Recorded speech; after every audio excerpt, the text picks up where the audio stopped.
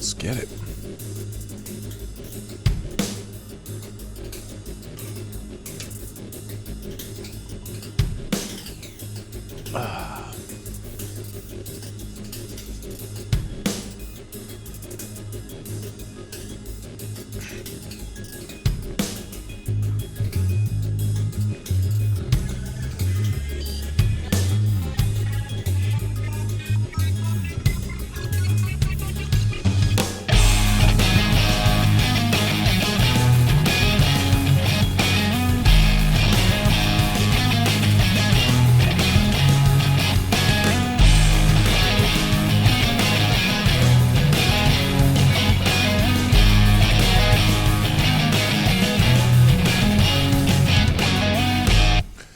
Welcome, everybody, to Man vs. World. My name is Mark Queppett, and I am joined by Pete, and we are here to help you thrive in this insane modern world, particularly you ambitious men out there.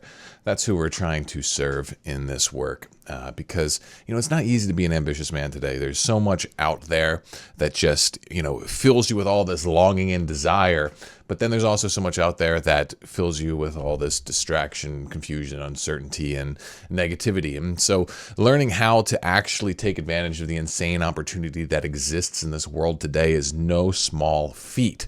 So that's why we're here. Talk it all over, hopefully offer you some insight on how to pull it off. So, Pete, my friend, how you doing, dude? I'm doing great. How are you, Mark? I'm doing pretty swell. Awesome. Yeah. What do we got going on this week here? So this first one I wanted to show you is a clip from the Joe Rogan podcast with Jim Gaffigan. And in this clip, Jim is talking about the shift in perspective from your 20s to your 40s. All right, let's check this out. The Joe Rogan Experience. Because I have a 19-year-old daughter, and if I brought up the idea of her pursuing a career based on financial security, she would be offended. And I say that with a little bit of a joke, because I also remember, like, the comedians, people that go into comedy are not like, we didn't know it was going to be this type of business. We went into it because it was creatively fulfilling to get on stage and make strangers laugh. I really didn't care about money. In my 30s, I remember my parents died and all my siblings came around and we were getting stuff, and I was like, I'll take the immigration papers. You guys can have the rest. The point I'm getting to, as you get older, once you get a taste for comfort, it's, because I've tried to articulate to my children, money is about freedom. It's like the freedom to, like, afford to go on a date. Comforts. You like comforts, right? Yeah. You don't want to struggle. Right. And you don't want to be scared as to where your next paycheck's coming from. Yeah, I mean, I fly, commercial, and I fly business class, and it's amazing. And I don't, like, if I have a gig and they're like, I would have to fly and coach, I'm like, I don't know if I want to do it. Yeah. He speaks the truth in a lot of ways. Like, it's very easy to end up getting, like, caught in your desire for comfort. But I don't think it's necessarily a bad thing. I just think it's just kind of the way our brain works. It's like, in order for us to leave our comfort zone, we have to have, like, a really good reason. Like, that's kind of it at the end of the day, is that we have to have something that makes it worthwhile. Because, like, why else would you? Why else would you just, live a worse life, like a less comfortable life, if it didn't actually net you anything? And so, Jim Gaffigan, obviously, he's really successful now. He doesn't have any need to do that gig that he would have to fly, coach or whatever it is. And so I think with this kind of stuff, when it comes down to dealing with your comfort, there's like two different things that you can utilize to help get out of that comfort zone. So one of them is pain. Okay, pain is probably like the big driver. That's like, the unavoidable call to adventure in life, is that if you have something, some part of your life that's extremely painful, then you are going to have to likely venture further into pain in order to make that pain actually get better, to actually solve it. And life will do that to you. It'll send you some big bad problems. Maybe it's a health issue, maybe it's a big financial issue, maybe you get dumped by a girl or whatever it is. Like those kinds of pains, if you lean into them, they can be, like rocket fuel for advancing yourself, for, getting things done and becoming a better, more competent, stronger person. And I think that's where a lot of like incredible value in life comes from when, you have these things, they make you stronger, you do develop and all that kind of things. Like the hardest things in your life are usually the biggest growth points, and that's no secret. But I think it gets tricky when you're actually relatively comfortable in life. It's like nothing really too bad's happening. The guy in that situation, he can really struggle to get himself to be motivated enough to go do anything. It's like he knows in the back of his mind that like this isn't exactly building what he wants in life. He knows that like he's not really getting closer toward anything like more deep and meaningful and that sort of thing. But he doesn't have that pain there pushing him forward.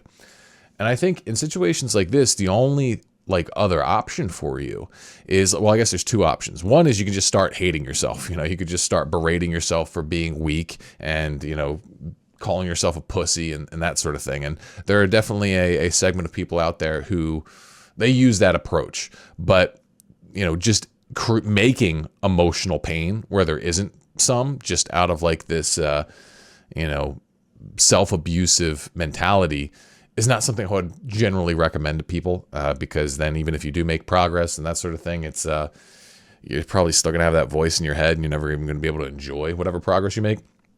So what you want to be doing is actually just coming up with incredibly big and compelling goals. Okay? Like you want to start playing around with like, what kind of life do you really want the most? And you let your mind like go, you let the dreams like run wild to the point where like you can find something that actually ignites you with passion. And if you can find something like that, well, that actually, it creates an attraction, but in turn, it actually ends up creating its own sort of pain, that pain of not having that thing that you want. And then that becomes the incentive to leave the comfort zone. And if you do this authentically, you do this naturally, you do this in a, dignified way, it's a very powerful thing. It's incredibly powerful where like, you can actually use these moments, these periods of calm and comfort in your life as springboards where you can reach for something far greater without having some kind of like heavy stone around your neck. Cause it's like, you'll have those times too, where you've got a big problem and you got to hustle because of it. But like, wow, what if you could leverage those times where things were relatively comfortable? That's a superpower, I think. And the biggest thing limiting guys on that is that their dreams are small and uninspiring. So, or they just don't give them enough time and attention to really permeate their motivational circuitry and light them up, I guess. I think the thing that keeps me from doing that more is a fear of disappointment, a fear of getting it wrong and it's, this didn't work out at all. You know what I mean? Yeah. I mean, that's normal. Fear of things like when you say fear of disappointment, is that more of like a fear of failure or a fear of like you getting the thing and not actually liking it? I like the distinction between fear of disappointment and fear of failure because I don't consider myself to be afraid of fear, or excuse me, I don't consider myself to be afraid of failure per se, because failure is one of those things where it's like, yeah, I'll fail more than all of you and I'll, crush it and I don't care. You know what I mean? But it's that fear of getting your hopes up. And then it's like, oh, it didn't really work out. And maybe it's not even on me, but it didn't work out. But I got my hopes up. Hope deferred makes the heart sick. You miss it. And now it's like, oh, well, shoot. Okay. I guess that didn't work out. Gotcha. Well, so in that case, like, I think it's more about the way you frame the goal itself, because if it's about a destination, you're trying to get to a specific destination with that big goal, then yeah, I would agree that there's a good chance you end up getting disappointed by that end result. But if instead you make the goal about an act of creation, Like, it's about the process. It's about the journey that you go on. It's like, I want to live my life this way. Not like so much that I want to get to this point. It's like, I want to live in this way. I want to create this kind of lifestyle. And I think it's in that kind of process that disappointment is far more rare, because the journey is the destination. You know, that whole cliche sort of thing. It's like you make the thing you're aiming for the actual process. And so this is why I think it's so important for guys to find their place where they want to be like useful. It's like, figure out how you want to be useful, right? Like, what's the work you want to do in this world? Okay. That's one big piece of it. And then it's like, you know, you're going to have recreation and downtime, you know, regardless, probably, unless you're, you know, some kind of, you know, psychopath workaholic, which some people are, but like most of us are not like that. They don't, at least don't want to be like that. We want to have downtime, whatever. And then it's like, okay, well, what quality of downtime do you want? Do you want it just to be, you know, Netflix alone? Or do you want to like have social interaction and family and that sort of thing? It's like more about the lifestyle. If that dream lifestyle, I think is what to aim for. Does that make sense? Absolutely. So what would you say is your dream lifestyle?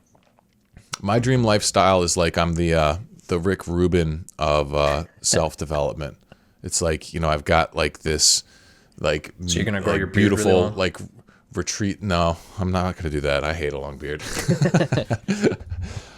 But it's like there's this Beautiful show scenery.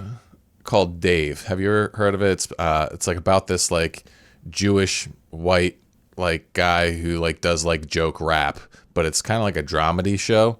I think I know Anyway. the guy you're talking about. Yeah, Little Dicky or whatever. Yeah. It's a lot of it's pretty crude. So I don't know if you're bothered by that kind of stuff. Don't watch it. But he's got one episode where he supposedly goes to like work with Rick Rubin, and he doesn't even meet Rick Rubin. It's just like, you know, his handler's there, and it's just like taking him through like this, you know, spiritual quest of like finding himself as an artist and that sort of thing. Yeah. And so it's like, my vision is to kind of be sort of like that, not like him, but like the Rick Rubin in that show, to be able to create like a space where I can take incredibly high performers and I can work with them and I can help them find their inner path. And I can do it at an incredibly high level. I can work with like these extremely high achieving people who have a lot of influence, and I can help them do their job better, which has like, you know, the biggest ripple effect possible throughout the world. So like that end goal, to get to that point of prominence and competence, where I have these high level people coming to me, looking to, you know, get help from me, you know, to transform into that man is currently the compelling goal. And, you know, I want to create a new culture of masculinity. I want to be able to have one where it's like right now, like, you know, Andrew Tate is basically the most popular male role model right now. And I got a lot of problems with that. You know, I think that I was actually, you know, someone was like fighting with me on Twitter about this, because I was saying that, like, listen, he's not great, but he's got points. And everyone wants to say, no, he doesn't. He's all bad, 100% bad. I was like, well, why is he resonating with so many people? Why is he resonating with so many people? It's because he is speaking to some truths that are completely neglected. And we've just got like the people who can see where he's wrong are not producing something better, at least not something that's compelling and capturing the hearts and minds, you know, at a scale that he is. And so it's like, I believe firmly that there needs to be the creation of like a new kind of masculine culture. And so that's like doing all of that. That's the vision that I have, where it's like, because it's like I growing up, it never felt like it was cool to be the kind of guy that I wanted to be. I mean, like, it was cool in the local level. It was like among friends and like actual interactions with people. It's like, you know, the guy I wanted to be is like, yeah, I could be him, and people liked him. But I didn't see it out in mainstream culture, and I didn't feel called to it at all in mainstream culture. It's like I had like this super prude, like Christian side of things, where it was like, be like this pussy little nerd, and then you'll go to heaven. And then you had like, you know, growing up, a lot of it was like the advent of like a lot of hip hop culture and stuff like that. And it was like, okay, you're going to be this tough guy, you know, drug pusher, gangster or whatever. was kind of like what seemed to be culturally at the time the cool thing, or Right. you were going to be like super metro blue pill like boy band thing or something like that, and like all that was gross to me. And so it's like none of that seemed to capture what I was really looking to become. And so, you know, I think that that's what we have to arrive at, and hopefully we're working toward it. But you know, and I think about that kind of stuff, it fills me with passion. It makes me want to sacrifice. It makes me want to leave my comfort zone. It makes me want to reach that next level, you know. Christianity has certainly been feminized. It's been, all the masculinity seems to have been drained out of at least the mainstream, you know, Christian churches, it seems like. And that's why I think this thing on the internet has come back of kind of saying, you know what, we need to go back. We need to be ortho bros, and we need to go be trad and stuff and grow out our beards and do all that kind of stuff. And I can see why. It's that desire for it's that desire to have that masculine part of you, you know, have a purpose, because otherwise what's the purpose of it? Yeah, but the problem is the people doing that, they're doing it like reactively rather than creatively. They're just like saying, well, it's not this, and so I'm just going to go back to this, instead of actually thinking up something new. And so it's just like, it ends up becoming this like cringy LARP fest that like no one really actually finds appealing. And it's, you know, it's lame. Yeah. It's just lame. And so it had like, literally, it's like you have to make things cool to get people to like them, because you're competing against like cool shit. All right. It's like Andrew Tate, like even if you don't like his style or his aesthetic, at least he's got one, you know, and it's his own. Okay. And it's like that, like if you just understand branding and marketing and social media today, like that stuff matters. And you can rail against it and get all angry and say it shouldn't, but it does. So you got to like learn how to play the game. And what I'm not seeing is a form of masculinity that's learned how to play the game, that's really got all the pieces. You've got like edgy, angry, like red pill shit. And then you've got like, you know, blue pill feminist stuff, and it all sucks. And so there needs to be something better, and that's really what we're trying to do here. And you know, we'll be taking that even a few steps further here soon, which I'm very excited for. I stumbled across an unlisted video on YouTube this week from Russell Brunson, who's this internet marketing guy. And at the time, he was working on his Expert Secrets book, which I believe you read. Wait, how did you stumble across an unlisted YouTube video? It was on one of his web pages. If you go deep into one of his funnels, it's on the thank you page, and you can click it, and it takes you to this unlisted YouTube video. And it's titled $100,000 Presentation. Okay. And in this presentation, at the time that he recorded it, he was working on his Expert Secrets book. And in that book, he was really honing in on how do these cultures get built? What is the way in which you create a mass movement? And he said it really comes down to three things. The first thing is you have to have a charismatic leader. And he says this goes across the board from Hitler to Jesus Christ to everything in between. Mm-hmm. Any mass movement has these three components. So it was that. I totally forget the second one. That's so funny. But the third one stood out to me. He said most people. Was it an in group and an out group? I don't think so. Man, no. I forget what it was. Okay. But the third one was particularly interesting to me, because the third one was you have to create a new opportunity. And he creates this distinction between an improvement offer and a new opportunity, right? Mm-hmm. And the new opportunity can be, actually Dean Graziosi broke it down like this. I thought it was really interesting. There's the opportunity switch, which is where you switch opportunity vehicles. And that's Dean Graziosi saying, hey, there's gold in the hills. And you're over here working over here, and you say, hey, by the way, go to California, there's gold in the hills. And you go, what? There's gold in the hills? I just got to dig for it? Okay, I'm in. And then when you get there, there's the opportunity stack, which is where you sell the picks and the shovels and the this and the that, and you stack them all up together. And so that's really interesting to me, because what a lot of people do is they offer an improvement offer. Hey, it's better. It'll make you better, smarter, faster, stronger, blah, blah, blah, blah. Instead of saying no, it's because for someone to buy that, they have to admit that they're wrong, that they messed up, that they're not good enough to do it. Oh, I failed, so I'm going to take your thing. It'll make me smarter, better, faster. A new opportunity takes that and says, no. You just need a better vehicle to get to where you want to go. I thought that was really interesting. I think what you're saying is like if you just tell people how to improve, that people resist that. I think because, like you said, they have to admit that like currently on that path, they're doing it wrong and they need to switch. But when you introduce an entirely new opportunity, there's less of that where it's like, oh, well, I haven't even tried that yet. And so it's more appealing to them is what you're saying, I think. Absolutely. It works. And I think that's true to a degree. I don't know if it's so much that people don't want to admit they're wrong, at least within the masculinity space. Maybe some people do. I just think that it's just like there's nothing that's really being painted as truly compelling.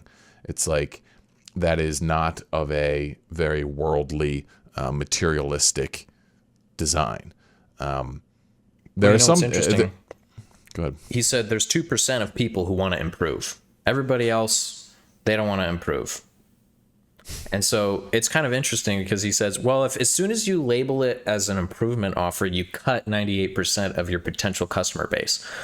But the funny thing is, if you're niching down and you're looking for guys who do want to improve, then that 2% is all you need. That's perfect. So anyway, that was really interesting. Interesting, huh? Okay.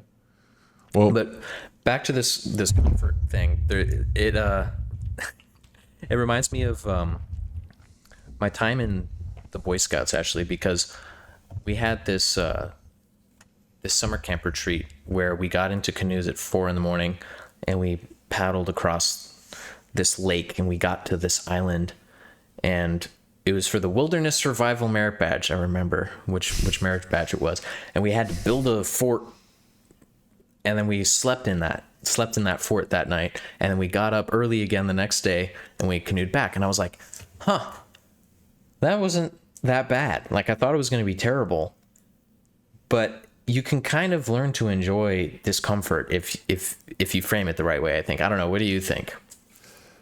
Well, yeah, I mean, like, there was also another piece of that was really important there, which is the social component. Yes. Like, the social component is so powerful in terms of, like, performing and doing difficult things. Like, honestly, like, I just did this yesterday. I went for a run with one of my best friends, and we just did kind of like a low, like, zone 2 cardio, like, about 4 miles, but like we were running slow enough so that we could talk the whole way, and it just flew by. It was great because we could chat, and like we did it together, like, and when I first started lifting, for example, I lifted with buddies in college, and it was like the best time. And if I had, like, when I would try and do it myself or whatever, especially when I was new, it just felt uncomfortable. I was uncertain. I was, feel insecure. I was just like this tall, lanky dude with 0 upper body strength, like struggling to bench 95 pounds. And, it was hard. But when you add this social component to things, it really does just unlock your power, because we're pack animals, right? We have a limbic system basically the same as like chimpanzees, which is not too different from like dogs and wolves and stuff like that, who are also all pack animals. It's like, if you can bring other people into your journey, then that makes it so much easier. So you and that Boy Scout thing, you're doing it with like, I imagine you were good friends with a lot of the guys in your troop. Is that right? Right. Yeah. So it's like, that makes it so much more fun. So that's probably the biggest secret lever for venturing outside your comfort zone, is if you do it with people. Find yourself a community, find yourself friends, get yourself a coach. It literally just takes one other person's brain to be plugged into your process to like unlock a whole different level of performance from you. So, you know, it's I always try and I think about that a lot. Just because, you know, we run our community and Self Mastery Club, and, you know, I brought you on, I got Luke and Derek, and like, you know, these guys, like, we've got a great team, and it makes it so much easier to keep striving ahead, especially during doing the difficult work of figuring out how to scale a business and do all this kind of complex stuff. It's like when you've got good people around you, man, it makes things so much easier. My buddy, I was just talking to him on the phone yesterday, and he's in the Coast Guard Academy, and you know the Coast Guard gets ragged on pretty good. They probably get teased on the most out of all the branches.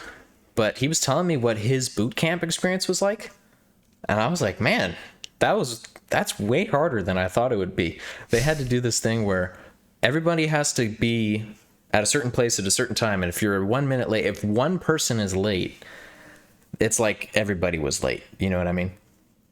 And they have to they had to show up somewhere in a certain kind of uniform to work out. But one person was late, so they had to go back, change out of their workout stuff into their normal stuff, or vice versa. I forget which order it was. Then they had to bring their other uniforms back, and they had to change, put one uniform over the other, one at a time. And the catch was they had to hold their water bottle or something out. Everybody who wasn't putting their uniform on had to hold their water bottle out like this. Now, this doesn't seem hard to do, right? But it took 45 minutes or something for them all to put their uniforms on one at a time. It was a squad of like 40 guys. And so he's just standing there trying, like, it. I don't know if you guys have ever done like a static hold with just a little bit of weight, but it is hell. It doesn't take long. That's rough. It's terrible. And he was like, oh my gosh, this is the most painful experience going through boot camp that I've ever gone through. But you know what? He had his guys. And he right. said on the phone, he said, and his voice was trash too, because you have to yell everything. He sounded like a smoker. He sounded like my buddies who smoke, but he doesn't smoke. And he sounded like a completely different person, but he was trying to wheeze out and tell me that, you know what? The plus side of this though is going through all this crap with these guys is brought us together. Like it's crazy. Yeah, crazy how much they get brought together. They do that on purpose. You know, they've had stuff like this for, you know, as long as we can remember, like these rites of initiation where you do something really hard with the other male members of the tribe or whatever, and it bonds you together. I mean, it's this still basic operative thing inside of military groups and even just college fraternity hazing and shit. It's just like they put you through this, you know, garbage experience, and then you bond together. You know, even sports and stuff, like, you know, they have, you know, preseason training, and they put you through 2-a-days and all this kind of thing. And it's true. And you form this like shared bond of camaraderie because of the suffering. And it's like suffering will individually make you better and stronger if you face it. And then it will also improve your relationships if you go through suffering together with people. So, you know, it's interesting how it kind of has that carryover through pretty much everything. And I imagine, well, I guess I'm certain it does through even, you know, societies at large. Like society today is different because of COVID. You know, we all went through this like wild, weird thing together. And it'll continue to be like this as society like has these massive upheavals, which hopefully don't really happen like COVID again. But if they do, then we will see massive consciousness shifts, like because of it. Because that's like, when you face pain, you are forced to reevaluate everything that you think, because you're like pain. You're going to scan everything when you're in pain to figure out what can change so this pain can stop. And, you know, I think a lot of people, they woke up in COVID because, like, you know, COVID sucked. And like a lot of people started to wake up and say, well, why are we doing this? Like, what's this? Who's causing this? Why do we all need to get this shot? And like, you know, it forces an awakening of consciousness. So pain is a great awakener. I think Jordan Peterson says that, like, you know, the initial consciousness of, you know, I think this is one of his points, was that like the apple in the Garden of Eden is basically like self-consciousness, like self-awareness, and that like the only thing that can like that like brought us to that, like took us out of bliss and into like this self-consciousness was something painful. And he thinks it was actually like the rejection of a woman, you know, like this this kind of, you know, conflict with the feminine that is what like spurned the awakening in humanity or something like that. It was one of his points I heard a long time ago, but I think it was something along those lines where it's like, you know, you have this event in life, like you have your first big pain. For a number of people, it'll be like their first breakup, or maybe it's like your parents breaking up or something like that. And then all of a sudden, like everything kind of changes. Something cracks, you know, the peaceful childhood world is no longer there, and you have to like put yourself back together. And, you know, you can lean into that process, and as you put yourself back together, you are stronger. You become stronger to the point where that same thing that broke you before can't break you again. Or you just keep burying the pieces of yourself, and you become even more broken. So, you know, obviously we want to be going the first way, but it's the only way you can do that is if you face the pain, right? Yeah, absolutely. And it takes a certain level of maturity to do that, I think. But you know, I was listening to the first book in the Chronicles of Narnia. I think it's the first one, The Lion, the Witch, and the Wardrobe. And I hadn't listened to that book for a long, long time. The last time I listened to that story, I was much younger, and so I forgot most of it. And it stirred up so much, but I go, you know what? If I had a magical wardrobe that I could step into it at any time, I would have to, I'd have to go through the suffering of, wait a second, I'm lost in the woods and it's snowing and I don't know how to get back. And I'd have to actually be there and do it. And I'd have to actually not know where I was. And I'd have to actually go, is this Mr. Beaver guy on our team? I don't know if he's on our team or not. And I'd have to go run and be chased down by wolves in real life. That sounds painful. Like, I don't actually want to do that. I'd much rather just listen to the book. You know what I mean? Right. But we have that opportunity, I feel like, in real life to go through an adventure that's actually real, but the pain is real too. You can't really escape that part of it. Right. And so that kind of brings us back to that first whole point that we were talking about, is like, you know, how do we get ourselves out of this comfort zone? And it's like, for most of us, I think we actually have all the pain we need to move where we need. It's just that we don't give that pain the light of day. We bury it down. And by doing that, you're robbing yourself of kind of like the orienting force in your life. Like, your pain is the orienting force of your life. And even the things that you want the most, those are their own kind of pain, because it's like that's what desire is. Desire is pain. Desire is not comfortable. Desire is literally like this, I want it, you know? And so it's like, if you bury that pain down, then you're never going to be inspired. But if you bring it to the surface, then that is kind of like the map of your life adventure. You know, that existential angst that's floating around, that, you know, free floating anxiety in the back of your mind. Like, if you start bringing this stuff to the surface, it'll start to take form. It'll start to take shape. You'll be able to start like nailing it down to something specific, because I think the reason why a lot of guys don't touch that stuff is because they touch it, they don't understand it. It just seems like too scary, too big, and they just shut it back away. But if you bring it to the surface, yeah, you will be lost for a while. There will be, you know, chaos in your mind as you don't really know how to handle these desires, like what to do with them, how to, you know, orient yourself and, you know, figure out what to aim for. But as you stumble around in the dark enough, you bang your face off of like walls and, you know, stub your toe, and you do all these things, eventually you start to get a lay of the land. It's almost like, you know, we're all stumbling around in the dark, and if you just like feel everything out long enough, you'll start to actually create like a mental map of your pain, and that starts to give you some clarity, because like, oh, actually there's a part over here where there's openness, there's something here, there's maybe a little flicker of light, and you can start moving toward it. It's just like, you have to be willing to enter into this state of confusion. I call it my Reforged Man course, the liminal state. It's this state of accessing your uncertainty and your desires and your pains, but not yet knowing like what the solution is. It's like you're wandering around this like maze of hallways and you don't know which way to go.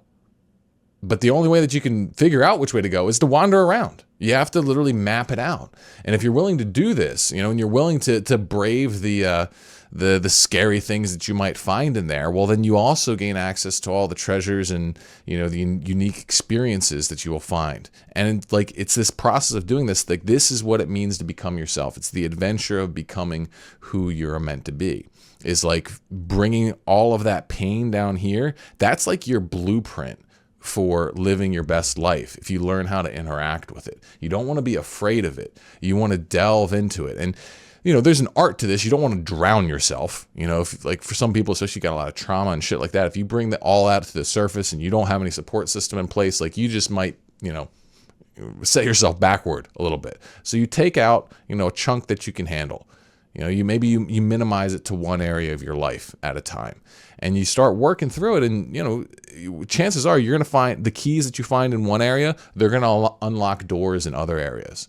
I see this all the time with guys who they get fit. They focus on their fitness and health first, and they find keys in that domain that they can then go use in the career domain. So like maybe they find the ability to be disciplined and to like do uncomfortable things through fitness and health. And then they can take that and they can go, start a business or something like that, or go and, start asking girls out and that sort of thing, like things that they weren't able to do before. This can happen in all different areas of life, is that like, just find that most throbbing pain point, bring it to the surface, and start working on it.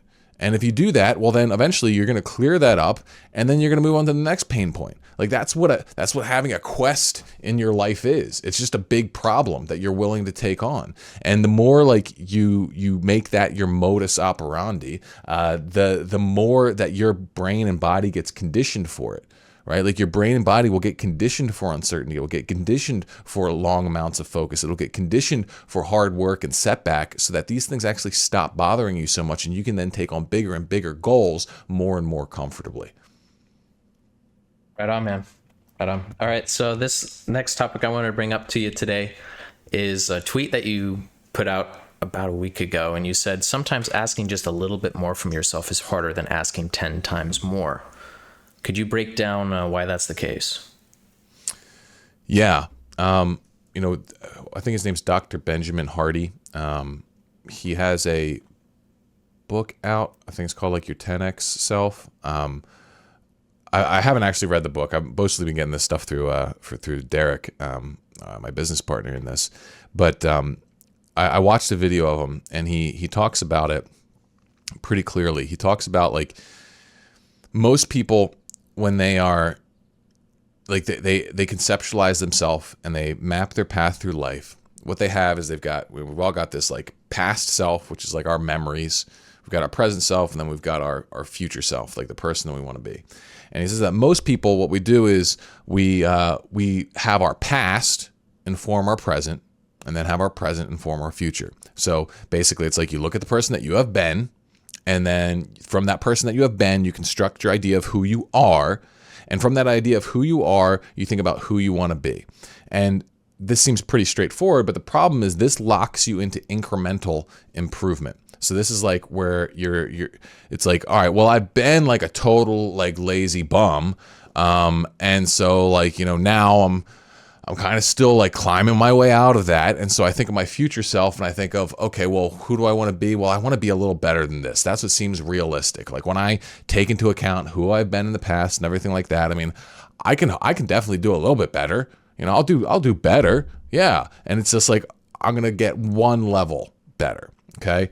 And the problem with this approach is that, one, it's not that much better. And two, you're constantly wearing your past as this anchor, and not just like, bad memories. I'm talking about just your old thought patterns, your own old belief systems, your old habits, everything like that is really wired more toward your past self. And so you're constantly in this state of pulling against this inertia and conditioning that you've developed throughout your life to try and become incrementally better. Okay. And yeah, you can get incrementally better, but it's slow. And, the question is, will you get to somewhere you really like by the end of your life at that pace? And so what he recommends then is we want to actually shift this. You don't want to just become a little bit better. You want to actually try and aim to be like, you're 10 times better. This is Grant Cardone's big on this, the 10X principle and that sort of thing. And so it's like, what does that really mean? Well, that's a shift in the way you conceptualize yourself. It's like, instead of having your past inform your present, which informs your future, we want to actually focus on that future self. We want to focus on, who do you most want to be? Who do you absolutely most want to be? The wildest dream version of yourself. And you take that person and use that person to inform who you are now. And then from there, you then rewrite your past perception of yourself. And so it's like you're rewriting those past events to serve that future self that you want to be. It's basically, you're rewriting your past to be like an origin story. You're rewriting your past to be like, this is how I gained this power, and this is how I gained this motivation and this strength and this, etc., rather than, looking at the past and like trying to just like be okay with the hardships that you experienced or the mistakes you made. It's like you're actually looking at your past as an entirely valuable resource. So anyway, like when you do it like this, you aim so much higher, okay? And it allows you to transform so much more rapidly, because you're not just letting yourself be, like your frame is not dominated by the past. It's not dominated by who you have been. Because like if you think about, your ideal, your truest ideal self, it's like, how much of that person are you currently? Probably maybe 20%. Like 20% of the current you would show up in your total ideal self. And so like this Benjamin Hardy guy, his whole point is that if that's true, our future self has only like a little bit of who we currently are, then we have to be like operating from a different frame than like the person we've been. Because otherwise it's like, we're going to be like the same, functioning off of this like old person, and that old person doesn't fit in this new person. So it's got to be top down. It's got to be future to present to past. And if you can do that, then you're going to move a lot quicker. You're going to make much bigger jumps, and it is actually going to be easier than if you're just fighting against, your past conditioning. So, I would say this shows up too in other ways. Like when you set super big, ambitious goals, it forces you to completely reevaluate things. It forces you to completely like find an entirely different path. Because if you're continuing on your same path, well, yeah, you can do incremental improvement. And in fact, that's the only kind of improvement that you can do. But if you go to the drawing board and you're saying, no, we're going to have to get all the way up here, we got to scrap everything that we've got. Then that allows you to it's kind of like this, entering into this blank canvas sort of mode where you can completely retool things. So, in my opinion, it ends up being easier when you aim bigger, because you're not so restricted by like what's currently only partially working or not working. I love things like this that force you to think way bigger than you've been thinking, Another one that just came up for me was, I was watching this video from Alex Ramosi, and it was about a year old, but at that time he said that the last 5 years, a year ago, he paid $22 million in taxes, and he's paid $1 million or something trying to find the right gimmick that will allow him to pay less in taxes. And so he spent all this time, he spent all this research, and he put together this massive presentation. And he said, the big conclusion is pay your taxes. I was like, wait, what? I thought you spent $1 million trying to figure out how not to pay taxes. And he goes, yeah, just pay them. Because he said people who get too caught up in thinking about saving 30%, they're too busy thinking about that to think, how do I make 30 times more money?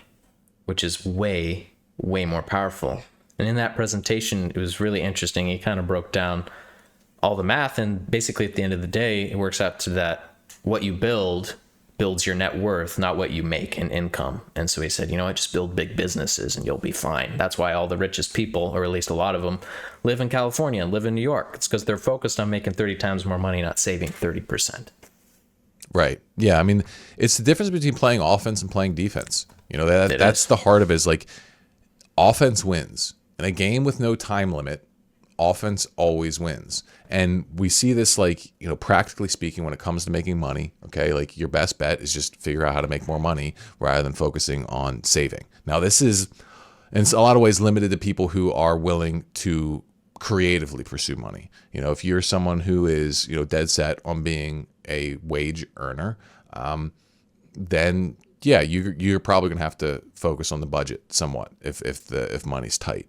And even if you are a business owner, you still have to look at your budget sometimes. But like really, the bulk of your energy, if you are a very ambitious guy, it should be about how can I make more.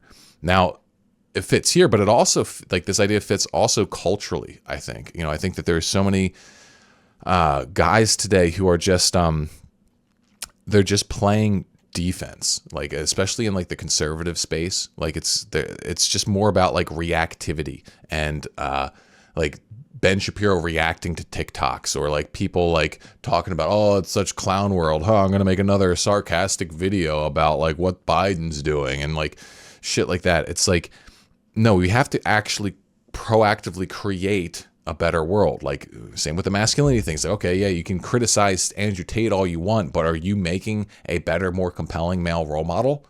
If not, then not shut up, but kind of shut up, because it's like, where's the offense here? And then even just on the spiritual level, like as Christians, we're supposed to play offense. I know not everybody's a Christian who listens to this, but like that's the idea, is like goodness is supposed to go out and conquer in the name of goodness. And if you don't do that, then your aim is completely off. You're playing a losing game, no matter how you go about it. So always play offense every single day. Even if you have to play defense in some regard, play it offensively to the point where it's like, you're only doing it as a short-term tactic to get yourself back on the in the vanguard, charge in the front line. So I think that mentality, almost more than anything else, is like the ultra abundant mentality, is this idea that there's always more if you keep driving forward. And if you don't do that, then you're sunk pretty much. The gates of hell will not prevail against you. Gates are not very offensive. They're rather defensive. So it almost implies that we're supposed to storm them. Yes, exactly. That's exactly what it is. It's like, that's what it means to be good, in my opinion. It means to go into an area that there is darkness, there's chaos, there's dysfunction, and you create fruitful order in it. And this exists in those dark spots in your mind. It exists in those dark spots in your lifestyle. It exists in the dark spots in your family, in your career, and in the world at large. It's like, go charge that, like go fight the demons in those areas, defeat them, and bring goodness to bear. Yeah. I've been thinking a lot about how to go about playing defense offensively, because I do believe it's true that you can do that. And, I liken it. I'm very good at it with basketball. When I play basketball on defense, I play on offense, and people get very annoyed, and rightly so, because I'm kind of a jerk. But there is a way to play defense offensively, and yes, there is. The closest thing that makes it work in my head is just treating that defensive stuff that you got to kind of take care of. I think Dan John has a great way of looking at this too, because he says, it's like, I'm like a shark. Anything that just pops up that it's like a defensive thing, I just kill it as quickly as possible. And it makes me think of, I had a dog growing up named Buddy, and we had chickens, and Buddy on a chicken is something to see. Let me tell you, he will eat the whole thing, the bones, the feathers. There won't be a feather out there. You'll just find maybe the beak, in the dirt. That's it. That's all that's left. And I'm like, you know what? That's what I want to be like. I want to be like Buddy on a chicken. That's my goal. With like the defensive stuff, you mean? Yeah. Yeah. I mean, like, it's like you get into semantics a little bit, but it's like, everyone's got chores. Okay, everyone's got, stuff that's like routine that you have to take care of. And it feels like you're basically playing defense because it never goes away. It can't be like completed. Like for me, email is like that. Right. Email's never going to go away. I'm never going to have inbox 0 permanently. So it's something that's always going to come in. But it's like what you want to do is you want to think about, all right, well, how do I move this out of the way? Or how do I organize this in a way in which I can just like bang it out and then create space for the offensive activities? For example, like Mondays, a lot of Mondays is me just clearing stuff out so that the rest of the week can be focused on offensive work. And I think that a lot of people have this, and you need to do this in different areas of life. Like maybe you've got this big business goal you got to take care of, but you got this other financial thing you got to take care of first. And maybe you got to really kind of get your health in a better position first or whatever. It's like, just do that. Go conquer those things first, move them out of the way, get them to good enough, and then go on to the big thing. Don't get caught up in trying to be this defensive master, I guess. Like that's just you're gonna get stuck. It's like if you get like, I'm speaking of basketball, it's like, all right, go for the steal rather than just like trying to not let them buy you. That's what I do.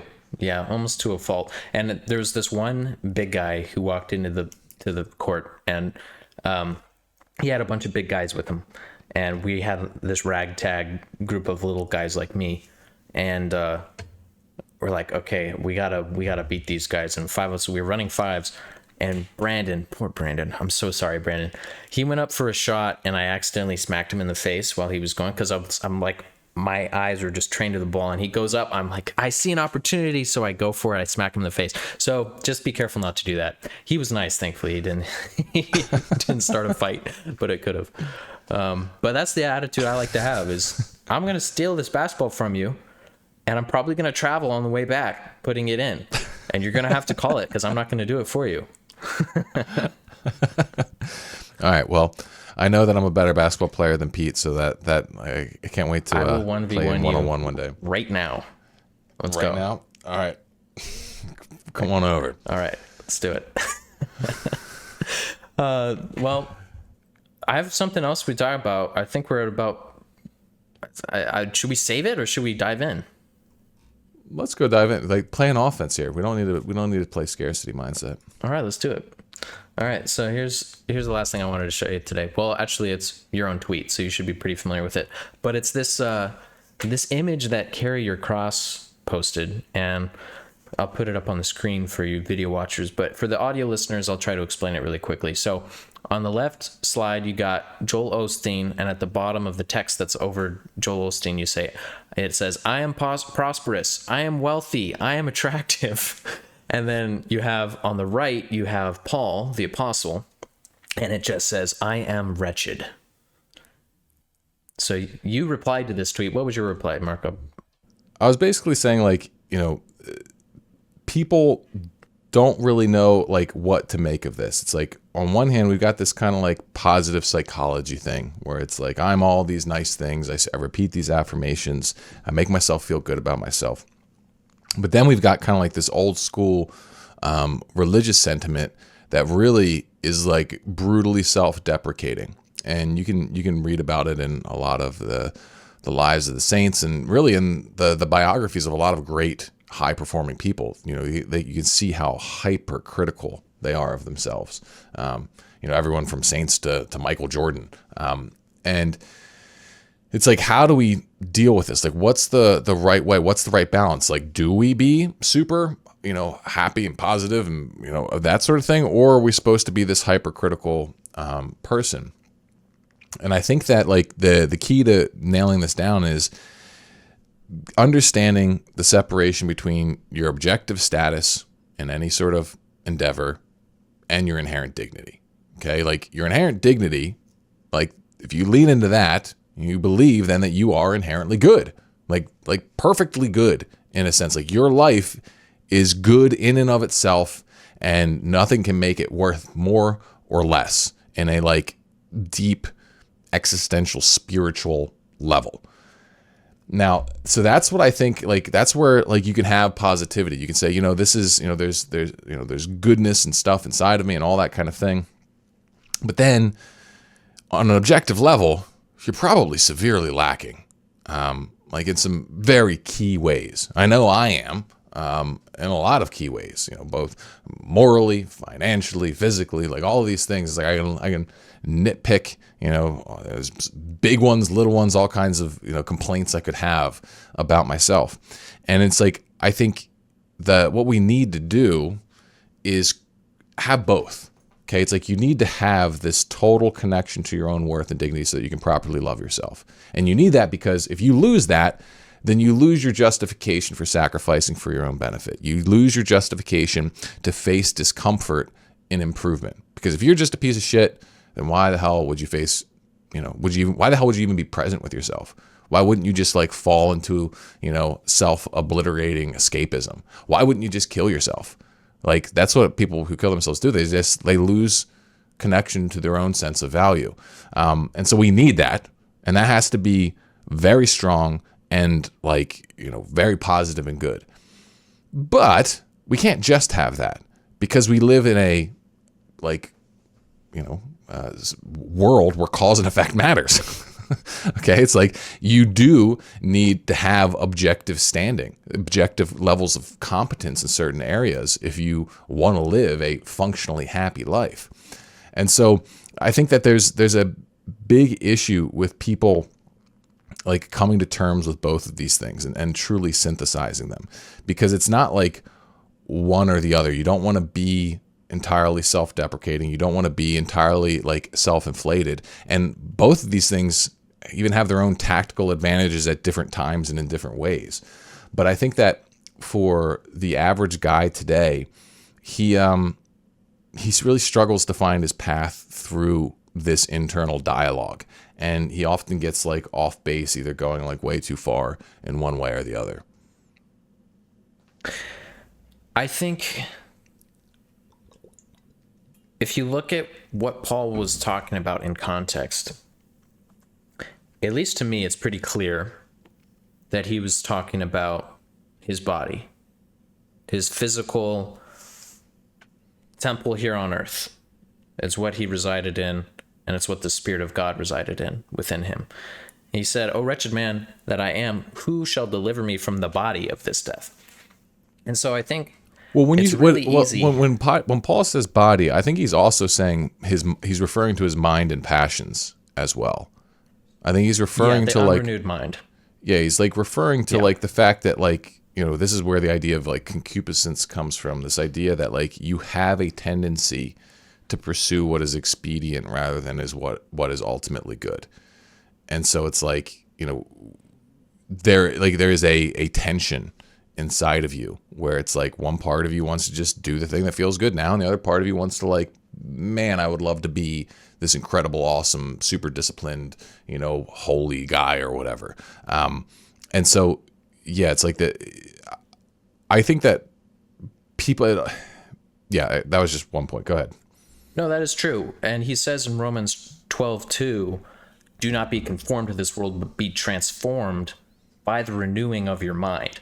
So it's clear that he's also talking about the soulish mind, heart, emotions as well. That's not entirely transformed. Like, I don't know about you guys, but I've lived very non-Christian, I've lived very Christian, and when you live Christian, your thoughts don't just automatically magically change. It's not just like you snap your fingers and all of a sudden, oh, I'm a Christian now. I never have a bad thought ever in my life. If that's you, I'm jealous, okay? Yeah. So obviously you have to go through this process, but it's so easy to get caught up in thinking that you are only what you can see, or only what you can smell and taste and feel and all this stuff, using your physical carnal senses. Right. To say, this is me, I'm this.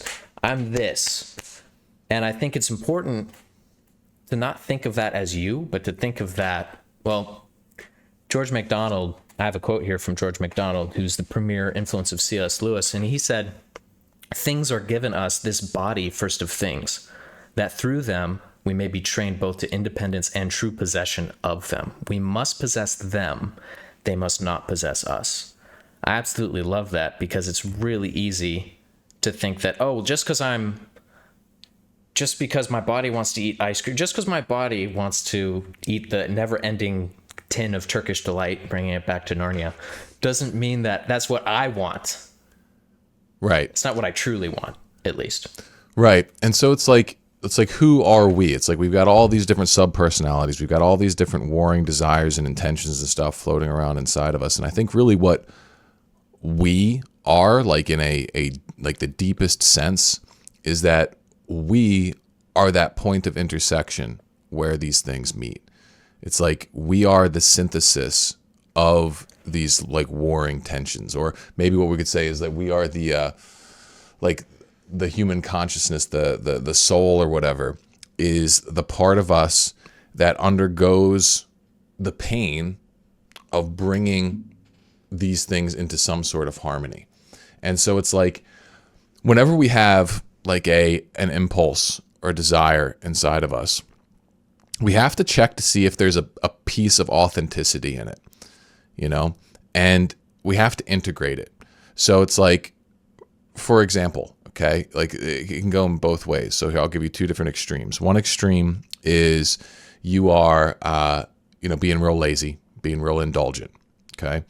And there's this part inside of you that doesn't want to be doing that, okay? You need to test that. You need to tap into that part and be like, well, is there any truth to that? If there is, then your job is to reach into that fragment, grab that truth, and figure out how could I integrate that into my life? What's the way in which the rest of me is willing to integrate it?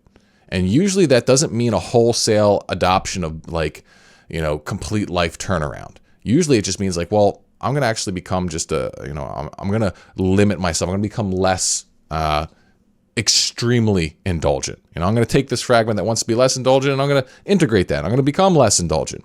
But it can also go in the opposite way. It's like you can be working your ass off, being super, super productive, but then you've got this part inside of you. It's like, oh man, I want to break. I want to relax. I want to have some fun. And so it's like, you got to reach in that. Okay, well, what's the authentic way to honor that? And so it's like, we are kind of like this thing in the center that's pulling from all these different thoughts and impulses and stitching together a path of life. And, I think most of us, we're disconnected from a lot of those strands. And the biggest one, like there's really like four big pieces. And this is what's going to be going into a new model and a new guide that's going to be coming out here soon. It's like you've got your future self, your ideal future self. That's one piece. You've got your past self. This is your conception of who you are and who you have been. And then you've got the two things that balance your transition from your past to your future, and that's your instinct and intellect. And if you can bring all of these pieces together, what you're going to be able to do is actually stitch together a path towards your ideal future self that you will fully agree with and resonate with. The problem is most people, they try and like build a path, especially ambitious guys, they try to build a path to that future self without accounting for the full web of their consciousness. And so they create this lopsided attempt where they repress all these other parts that seem just too troublesome to deal with, and they're just going to white knuckle their way through it and just become that better person. And guess what? It doesn't work, because there's not enough power there. There's too much opposing force. There's too much internal conflict. And so even if they make a little bit of progress, eventually it's all going to get washed away.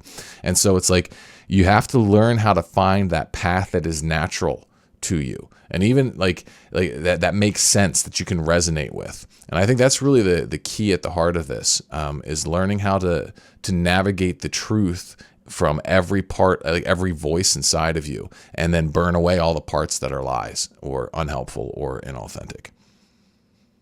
A double-minded man is unstable in all his ways. So if you have these different things contending and you haven't settled it, you're going to be unfocused. Yeah. Because part of you is going to be over here and part of you is going to be over here. That makes sense. And it seems like that would just take practice of getting good at finding that true desire in all the weeds. Yep. You have this desire for rest and relaxation. You have to find that, but it doesn't just tell you that. Right. That's And it the doesn't problem. tell It's you just this what negative feeling. it doesn't tell you what true rest and relaxation looks like for you either. Right. And that answer might change and shift. And it's like it's a constant tracking. It's like we are constantly hunting down ourselves. It's like moment to moment you're trying to find yourself. And like, I think the key to that ultimately is a divine thing, is a spiritual thing. I believe that like God is love, and it's like through learning how to navigate what is real love moment to moment, what we're really discovering is, who am I truly moment to moment? What is the most true version of me? Because the most true version of you, I would argue, is the greatest version of you. It's also the version you most want to be, and it's also the most loving. And I would also argue that then, when you live that path, that is God literally entering the world through you. And so it's like, that's what I think the path of personal development really is. Yeah. And a lot of people would look at that and say, that's too good to be true. That can't be the case. If I truly want all this stuff that's really good for me, that just seems like too good. And then that, if you feel that way, then you know that you don't actually believe that you're inherently good. Yeah, and I mean, also, it's I think people struggle to when they have desires that they feel are objectively bad. They don't know how to reconcile that, and so in those kinds of circumstances, what I think is going on there is that you have to realize that you can only want good things. At the end of the day, you can only want good things, but you can want them in bad ways. So, for example, a guy who's hooked on porn, what he wants is sexual relief. He wants to feel a feeling of peace. He wants to feel like, have a feeling of being valuable. He wants to, maybe not feel lonely. All of those things. Those are good things to want. That's ultimately what he wants. The problem is he's doing it in a dysfunctional way. So I'd say even someone who wants to like murder other people, like even like who's planning on going in and shooting up a school, okay? That person, usually what they want like retribution. They want like some kind of justice or feeling like there's a balance in the world because they feel like it's been so imbalanced against them. It's been so fair. So they're looking for ultimately like a justice, like a weird justice, and which is justice is a good thing. We want justice, but he's pursuing it in a horribly dysfunctional way. And so it's like when you realize that all your desires work like this, all your desires are ultimately good at the core, then you can realize, oh, I'm good.